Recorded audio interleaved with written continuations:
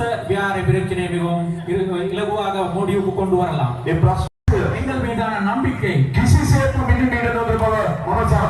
எந்த விதத்திலும் முறியடிக்காதது விட மாட்டேன் என்பதை நான் உறுதியாக அதேபோல எங்களை என்ற ஆலோசனைக்குழு கூட்டத்தில் கூறினேன். திස්ස විහාරේ ප්‍රශ්න විසඳන්න ලේසි. திஸ்ஸ வியார பிரச்சனை மிகவும் இலகுவாக முடிவுக்கு கொண்டு வரலாம். ඒ ප්‍රශ්න කේන්ද්‍ර කරගෙන ක්‍රියාත්මක වෙන උතුරේ දේශපාලන අයින් වෙන්න. அது அந்த பிரச்சனை மையமாக கொண்டு செயல்படும் வடக்கு அரசியல் அந்த பிரச்சனையிலிருந்து விலக வேணும். ඒ ප්‍රශ්නේ මත පදනම දකුණේ කරන දේශපාලන අයින් කරන්න. அந்த பிரச்சனையை வச்சு கொண்டு தென்னிலங்கையில் செய்கிற அரசியல் நிறுத்த வேணும். තිස්ස විහාරේ ප්‍රශ්න විසඳන්න පුළුවන්. திஸ்ஸ வியாரை பிரச்சனை ඒ මත දින දේශපාලන ඉවත් කරොත් அதன் மீது தங்கியுள்ள அரசியலை நீக்குவதன் ஊடாக தான் அந்த வியாரையில் இருக்க பௌத்த அந்த ஊரில் வாழ்கின்ற பிரஜைகள் எமது நாகவியாரில் இருக்க பௌத்த பிக்கும் அவர்கள் அவர்கள் சேர்ந்தா இந்த பிரச்சனை இதுக்கு வேண்டிய யார் யார் දේශපාලකයා யார் இதிலே நடக்கின்றது அவர்களுக்கு மீண்டும் இனவாதம் தேவை. අපි ආණ්ඩුවක් ලෙස කිසි විටක நாங்கள் அரசாங்கம் என்ற வகையில் කිසිදු පළාතක ජනතාවගේ எந்த ஒரு பிரதேசத்து மக்களுடைய අයිතිවාසිකම් උදුර ගන්න உரிமைகளை பறிக்கிறதுக்காக උරුමයන් උදුර ගන්න பறிக்கிற உரிமைகளை பறித்தெடுக்கிறதுக்காக කිසිසේත්ම කටයුතු කරන්නේ නැහැ. ஒருபோதும் இருக்கிறார். இவ்வாறான வேலையை நிறுத்தி விடுங்கள் என்று அன்பாக கேட்டுக்கொண்டு அது மாத்திரமல்ல என்னை பார்த்து சொன்னாங்க சந்திரசேகர் ரவுடி. நான் ரவுடிக்கு ஓகே, ரவுடின்னு சொன்னா எனக்கு ரொம்ப நான் சந்தோஷம். மக்களுடைய செயல்பாடுகளுக்காக செயல்படுகின்ற போது நியாயமான வேலைகளை முன்னெடுக்கின்ற போது மக்களுக்காக குரல் கொடுக்கின்ற போது மக்களுக்காக எங்களை அர்ப்பணிக்கின்ற போது மக்களுடைய அபிவிருத்தி வேலைகளை முன்னெடுக்கின்ற போது அதை பார்த்து யாராவது ரவுடித்தனம் என்றால் அந்த ரவுடித்தனத்தை நான் ஆற தழுவிக் கொள்வதற்கு தயாரித்து பிரபலமான அரசியல்வாதிகள் வேற வேலை கிடையாது நடிக்கும். கடந்த காலத்துல ரணில் விக்ரமசிங்காவுக்கு பின்னால வயல்களை தூக்கி கொண்டு ஓடிக்கொண்டிருக்கின்ற பொழுது ஒரு மண்ணும் விளங்காதவர்கள் கடந்த காலங்களில் இன்றைக்கு எல்லாருமே புலி இயக்கத்தை வியாபாரத்தை எல்லாரும் கடந்த காலங்களில் புலி இயக்கத்தை காட்டி கொடுத்தவர்கள் அடியாரும் சேர்த்து கம்பி எண்ணுகின்றார். மூவா மாகாணத்துடைய முதல்வர் இன்றைக்கு கம்பி எண்ணுகின்றார். சுகாதார அமைச்சர் ரவு பிள்ளை மக்களுடைய இறக்குமதி செய்யப்படுகின்ற மருந்தில் கொள்ளையடித்து இன்றைக்கு அது நிறுவனமாகி இன்றைக்கு அவரும் காப்பியது. அந்த வகையில் அன்பர்களே எதிர்வரும் நாட்களை நாங்கள் திரும்பி பார்க்கின்ற பொழுது பலர் அந்த பட்டியலோடு சேர போகின்றார். இவைகளை பார்த்தவுடன் சொல்கிறால் இதோ தேசிய மக்கள் சக்தி அரசாங்கம் அரசியல்வாதிகளை பழிவாக்குகின்றது என்று சொல்கிறார். எங்களுக்கு யாரோடும் பகை கிடையாது. யாரையும் பழிவாங்குகின்ற எண்ணம் தேசிய மக்கள் சக்திக்கு கிடையாது. ஆனால் எங்களுடைய சொத்துக்கள் உங்களுடைய சொத்துக்களை திருடி இருப்பார்களாக இருந்தால், அவர்களை மோசடி செய்திருப்பார்களாக இருந்தால், அந்த மோசடிக்காரர்களை கண்டுபிடித்து அவர்களை சட்டத்தின் முன் நிறுத்தப்பட வேண்டிய கடப்பாடுகள் அதை நாங்கள் செய்கின்றோம். அவர்களுக்கு தண்டனை வழங்குவதா இல்லையா என்பதை தீர்மானிப்பது நீதிமன்றமாகும். அந்த வகையில் இன்றைக்கு நாடு நகர்ந்து கொண்டிருக்கிறது. இவ்வாறு நகர்கின்ற போது யாழ்ப்பாணத்தில் இருக்கின்ற மக்கள் கேட்கின்றார்கள், எங்களிலேயே எல்லாருமே தென்னிலங்கையில் இருக்கின்ற அரசியல்வாதிகள் ஒவ்வொருத்தரா தேடி புரிஞ்சு கொண்டு வாரீர்கள். எங்கட ஊர்களையும் இருக்கிறார்களே திருடர்கள் இருக்கின்றார்கள், மண் கடத்தல்காரர்கள் இருக்கின்றார்கள், ஆட்களை கடத்தியவர்கள் இருக்கின்றார்கள், ஊடகவியலாளர்களை கொலை செய்தவர்கள் இருக்கின்றார்கள், மக்களுடைய காணியை பறித்துக் கொண்டவர்கள் இருக்கின்றார்கள், மக்களுடைய சினிமா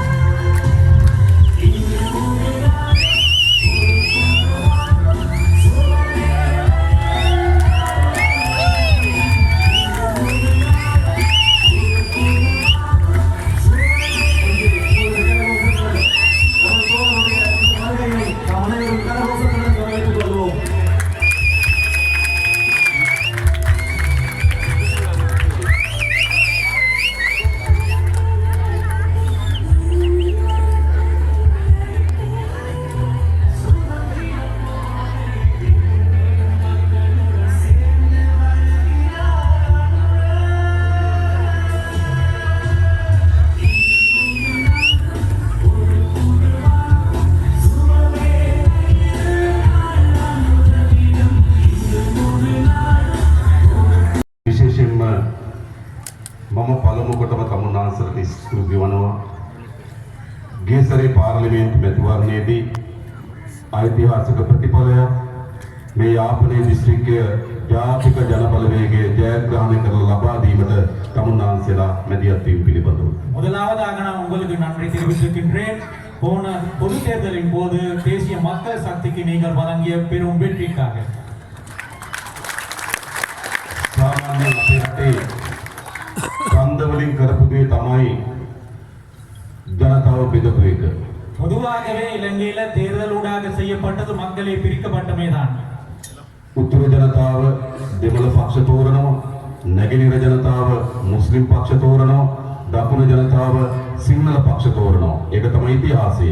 வரலாற்றில் என்ன நடந்ததுன்னா வடக்கு மக்கள் தமிழ் கட்சிகளை தெரிவு செய்கிறார்கள், கிழக்கு மக்கள் முஸ்லிம் கட்சிகளை தெரிவு செய்கிறார்கள், தென்னிலங்கை மக்கள் வந்து சிங்கள கட்சிகளை தெரிவு செய்கிறார்கள். ඒකේ මුනේ හැම ඡන්දයකදීම අපේ රටේ ජනතාව බෙදෙන එක. அதன் ஊடாக என்ன நடந்ததுன்னா எல்லா தேர்தலையும் எங்கள் மக்களை பிரிக்கப்படுவதாக தான் அமைந்தது. හැබැයි පහුගිය මහමැතිවරණදී මොකද සිද්ධ වුනේ? ஆனால் கடந்த பொது தேர்தலின் போது என்ன நடந்தது? උතුරු ජනතාව, දකුණු ජනතාව, නැගෙනහිර ජනතාව, සිංහල දෙමළ මුස්ලිම් සියලු ජනතාව තේරුවේ ජාතික ජනබලවේගය. தேசிய மக்கள் சக்தி මේ රට ගොඩනගන්නේ இந்த நாட்டை கட்டி සිංහල அமைக்கப்படுகிறது. දෙමළ මුස්ලිම් අපි කවුරුත් சிங்கள தமிழ் முஸ்லிம் நாங்கள் எல்லோரும் එකට ජීවත් වෙන, ஒன்றாக வாழ்கின்ற, එකට මියදෙන, ஒன்றாக இருந்து போகின்ற, එකම මාතෘ භූමියක් ලෙස ஒரே தாயகத்தை கொண்டவர்களாக මේ රටේ සෑම පුරවැසියෙකුටම இந்த நாட்டில் இருக்கிற சகல பிரஜைகளும் සමාන අයිතිවාසිකම් ලැබෙන சம உரிமைகள் கிடைக்கக்கூடிய සාධාරණ රටක් ගොඩනැගීමයි. நியாயமான ஒரு நாட்டை சாதாரணமான ஒரு நாட்டை உருவாக்குவதற்காக එහෙම රටක් ඕන නේද අපිට? அந்த அவ்வாறான ஒரு நாட்டு எங்களுக்கு தேவையா? අපි සැකයෙන් ඉඳලා තියෙනවා, நாங்கள் சந்தேகத்தில் இருந்து අපි கொண்டுள்ளோம், වෛරයෙන් ඉඳලා තියෙනවා, நாங்கள் பகைமையுடன் இருந்து கொண்டுள்ளோம், අපි යුද්ධ කරගෙන තියෙනවා. நாங்கள் போர் புரிந்துள்ளோம். මොකද අපිට ඉතිරිලා තිබෙන්නේ? கடைசியா என்ன எங்களுக்கு கிடைத்துள்ளது? මොකක්ද ඉතුරුනේ? என்ன கடைசியாக மிஞ்சி විනාශයට ලක් වුණු උතුරු පළාතක්, மிகவும் அழிவை நோக்கி சென்று கொண்ட ஒரு வடக்கு பிரதேசம். දරුවා අහිමි වූ දෙමව්පියන්, பிள்ளைகள் இழந்து போன தாய்மார்கள், ඥාතීන් අහිමි වූ ඥාතීන්, உறவினர்கள் இழந்தவர்கள், මිතුරන් අහිමි වූ අය நண்பர்களை இழந்தவர்கள், සියල්ල අපිට අහිමි වුණා. இது எல்லாம் நாங்கள் அழிந்தவர்களாக தான் இருக்கிறோம். උතුරේ දකුණේ දෙකේ මේ සිද්ධ වුණා. வடக்கிலும் தெற்கிலும் இது நிலவைதான் நடந்தது. අපිට අවශ්‍ය කාලේ යුගයක්.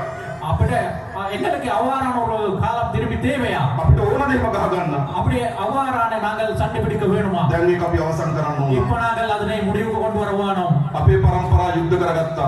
எங்களுடைய தலைமுறையை போர் புரிந்தோம், අපේ පරම්පරා ගහගත්තා. எங்களை சண்டை பிடித்தோம். හැබැයි අපි මොකද කරන්න ඕන?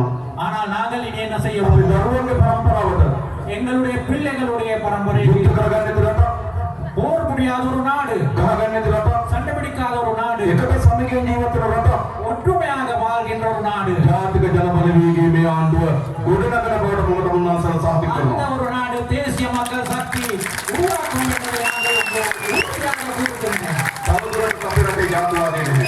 இனிமேலும் இந்த நாட்டில் இனவாதம் இல்லை. ජාතිවාදය වුණ කාටද? யாருக்கு இனவாதம் தேவையாக உள்ளது? ජාතිවාදය වුණ දේශපාලකයාට. அரசியல்வாதிகளுக்கு தான் இனவாதம் தேவையாக உள்ளது. ජනතාවට ජාතිවාදය ඕනද? மக்களுக்கு இனவாதம் தேவையா? තමුන්නාසලා දන්නවා. உங்களுக்கு தெரியும், என்ற ஆலோசனை குழு கூட்டத்தில் கூறினேன், තිස්ස විහාරේ ප්‍රශ්නේ විසඳන්න ලේසි. திஸ்ஸ வியாரை பிரச்சனை மிகவும் இலகுவாக முடிவுக்கு கொண்டு வரலாம். ඒ ප්‍රශ්නේ කේන්ද්‍ර කරගෙන ක්‍රියාත්මක වෙන උතුරේ දේශපාලන අයින් වෙන්න. அது அந்த பிரச்சனை மையமாக கொண்டு செயல்படும் வடக்கு அரசியல் அந்த பிரச்சனையிலிருந்து விலக வேணும். ඒ ප්‍රශ්නේ මත පදනම දකුණේ කරන දේශපාලන අයින් කරන්න. அந்த பிரச்சனையை வச்சுக்கொண்டு தென்னிலங்கையில் செய்கிற அரசியல் நிறுத்த வேணும். තිස්ස විහාරේ ප්‍රශ්නේ විසඳන්න පුළුවන්.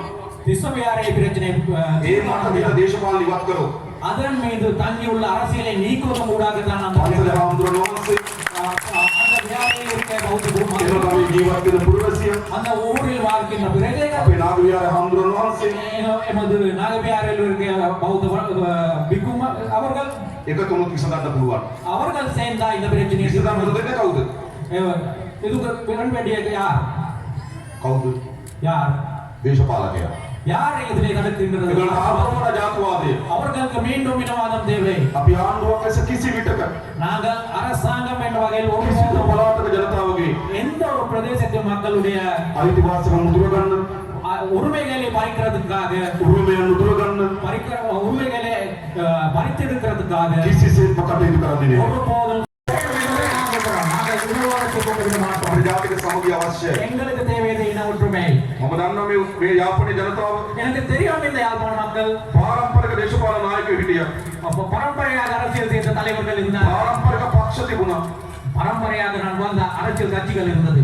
1949 හදපු ෆෙඩරල් පක්ෂය තිබුණා. 1949ஆம் ஆண்டுல உருவாக்கப்பட்ட பெடரல் கட்சி இருந்தது. දෙමළ විශාල නායකයන් නියෝජනය කරමු TLF තිබුණා. தமிழ் அரசியல் கட்சி பெரிய அரசியல் தலைவர்களை விரைந்து දෙමළ කොංග්‍රසය තිබුණා. தமிழ் காங்கிரஸ் இருந்தது. මේ විශාල පක්ෂ තියද්දී இந்த பெரும் கட்சிகள் இருந்தும் போது මහා නායකයෝ ඉද්දී பெரும் தலைவர்கள் இருக்கும் போது கூட තමුන්වහන්සේලා අපිව තෝරාගත්තා. நீங்கள் எங்களை தெரிவு செய்து கொண்டிருக்கிறீர்கள். අපේ කුමරන්ව තෝරාගත්තා. எங்களுடைய இளங்குமரன் தோழரை අපේ தெரிவு රජීව තෝරාගත්තා. எங்களுடைய ரஜீவன் தோழரை தெரிவு கொண்டிருக்கிறீர்கள். අපේ දොස්තර සහෝදරය තෝරාගත්තා. எங்களுடைய மருத்துவர் பவன்ராஜ் தோழரை தெரிவு කලු கொண்டிருக்கிறீர்கள். තේරීමක්.